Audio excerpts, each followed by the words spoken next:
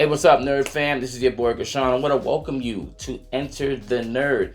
Okay, today we're talking about Superman and Lois. It's a show that has recently finished airing on the CW about Superman, his family life, and of course, his relationship with Lois and everything in between. Now, what makes this show very special is that, unlike a lot of the other CW shows that began really good, but then ended off in this weird rocky place that you have no idea how it ended up there, this show has a rather constant way of being. Now, I'll be honest with you. When I first saw who they cast as Superman in this show, immediately I was taken aback, and not necessarily in a good way, for a very physical reason. Number one, he's a lot smaller than what we've seen. Not necessarily in height, because Tyler Hoechlin is the same height as Henry Cavill, but the size is a gigantic thing. And you can tell in the show, they knew it too, because they gave him an incredibly padded suit, which did not match up to what you saw him in when he's walking around in real life. And I thought that was very jarring for me to see, and I kind of concentrated on that a lot. But he won me over with his performance. Because there is something that happens here that has not happened in any of the recent, and I mean, yes, Henry Cavill and all that, a lot of the recent performances and portrayals. This is a person, as in the Superman they have in the series, who is from Smallville. Yes, he's an alien, but he is from Smallville. He has an attachment to these people. He has an attachment to people anyway. He is human first, maybe not biologically, but he was raised here. He has values that he learned here. And I think from adding that family aspect and even him being married, it fleshed it out even more. So what I did like is they made him extremely relatable. How he looked at people. He wasn't like what they did in the Zack Snyder movies, where he was very distant from humans unless it was Lois or his mom. And he was kind of like, oh, am I a god? Like, should I really save them? Like, everything was so poignant and dark, and he was very gloomy. Whereas in this, he's exactly what he's supposed to be, which is he is emotional. He's not perfect, because even when it shows the way that he speaks to his sons, there's times where he doesn't always make the right decisions. But he cares about people. And people around the world, because there's a really cool conversation that he has with the replacement of Sam Lane, which was the general that was in charge of the Department of Defense, also Lois Lane's father. When he left, there was a guy named Anderson, and the general is like, you're supposed to be representing America first. And he's like, I never said that. I'm here for human beings all over the world. I pledge myself to the planet, not just to the United States. And that's a big thing to be able to understand. And even the little references he makes when he's teaching his son, he makes these Star Wars references. He's a bit of a nerd too. It makes him that much more relatable, because he was raised on Earth. He has these values. Now, obviously, the cool thing is they kept that he is still curious about his Kryptonian side. He wants to learn more. That's why when Tal-Rho came in, all that, he was still curious about it. But his home is here. These are his people. There's, relatives, and then these are his family that he's made. And they hammered that home so well. It was so well acted. And even showing his restraints, because he constantly wants to do things that he really shouldn't, gets angry. And they really get that part down too.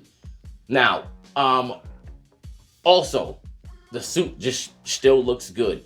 Especially when they depuffed it, when they depuffed the suit, and around season 3, it's more to his body. And let me just say this, even though he's smaller than Henry Cavill, they showed him with his shirt off, he's in phenomenal shape.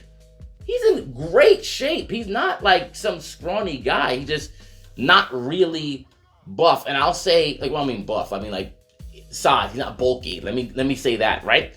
And I think they could have had him go that way. It just, if I was a person that cast him, I'd be like, listen, I know you're very lean, but let's just up the calories a bit so we could just get you some more size. Now, he might not have been the same thing as Henry Cavill, but he would have been a nice in between, and he would have filled out that suit a little bit different. But even when they made it slim in season 3, you can see there's a difference. It's a great looking suit. It's still really good looking. And remember, these guys had a much lower budget than what we're seeing in James Gunn stuff, or even in the aforementioned Zack Snyder one as well. So they got that down. Even when they introduced certain characters like John Henry Irons, which we haven't seen a Steel thing in a long time, they happened to do that.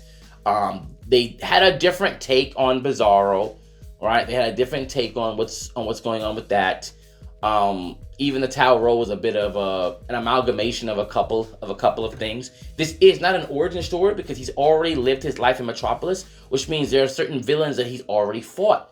So once again, it shows that you don't necessarily have to start from the beginning, and it's a really cool way to still add on, even though he's done a lot of his things. Like he's already had his stints with Luthor before. This show does so much well.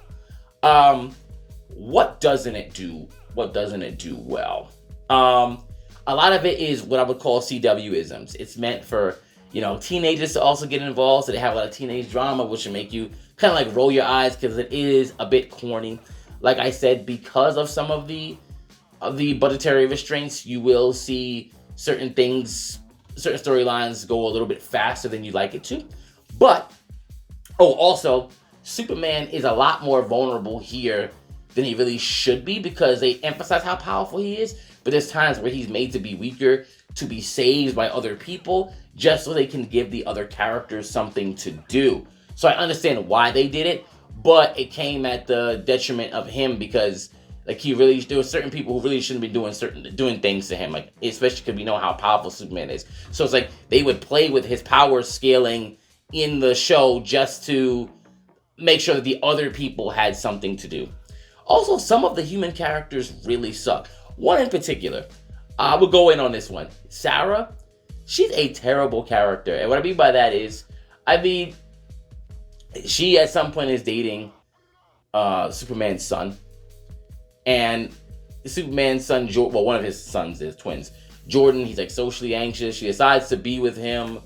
At some point, she goes to camp, kisses a girl and likes it.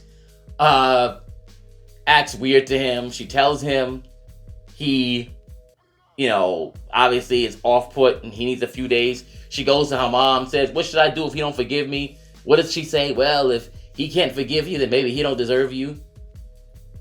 That's weird, right? Especially considering what happens with her later on in the series. But he forgives her. They're doing whatever. And then at some point, she invites the girl that she kissed to town so she can talk to her about her parents divorcing. And then she's like, "Hey, Jordan, I really would like it if me, you, and the girl that I kissed behind your back can hang out." And I'm like, what? And then gets upset at him when he is like, "I don't think that's a good idea." And then when he finally, he has superpowers himself. And, there's times where he has to disappear, similar to how his father does. She's like, "You know what? I don't know if I can take you just disappearing on me." And I'm like, after all that stuff, this is what whatever. She's a terrible character. And there were times in the show where they kept making it seem like she was right. And I'm like, she's not right. She's actually an asshole. She really is. But I also forgot this other good thing. Superman is always saving people. I think he saves somebody random at least once an episode. That is the thing about Superman. He's hearing stuff on the other side of the planet. He's pulling submarines off the ground. He's saving people from landslides, saving people from random fires. That was dope. And that was one of the things that people had to complain about when it came to like Zack Snyder's Superman and a lot of the other superheroes. They weren't randomly saving people. That's something that superheroes do, even in the comics. They're always saving someone. It's not always just the villains they're fighting. It could be a regular thing. Like, oh, okay, someone's getting robbed. Oh, someone slipped and almost fell off a building. Like, little things like that. Those are what you want to see your superheroes do, especially if the fire department or police can't get to certain people. Their abilities help them. And Superman showed that so many times in this. Now, some people might not be able to get over how he looks, and I can understand that. But if you watch the show, watch the portrayal, watch the dynamic between him and his family in the town, this is a worthwhile watch They have really good emotional beats in here, especially at the end. And they do something that a lot of the other CW shows didn't do, and they did not leave any story threads unexplored. It was closed. This show ended. It ended in a way that hurt. I'm not gonna lie. It was very emotional, but it ended. This was not like Arrow. This is not like Legends of Tomorrow or Flash or what is it? Batwoman. I can't believe that. I forgot that show even happened. Or Supergirl. These shows were terrible. Maybe not exactly from the beginning, but they ended terribly, and they were definitely in the middle terrible. This show did its job from beginning to end, especially if you care about a faithful Superman adaptation. I really loved it. Were there things, like I said, like this dude Bruno Mannheim, race swapping?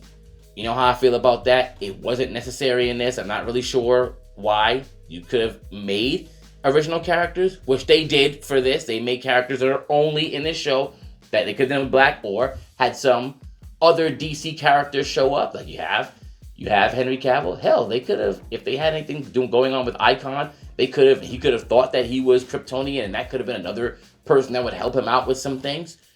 Cool stuff. And yes, they didn't do everything exact to comic, but the story was still really good. You gotta watch it. Let me know. Did you watch it? If you watched it, what did you think about it? If not, why won't you? Until then, enter the nerd.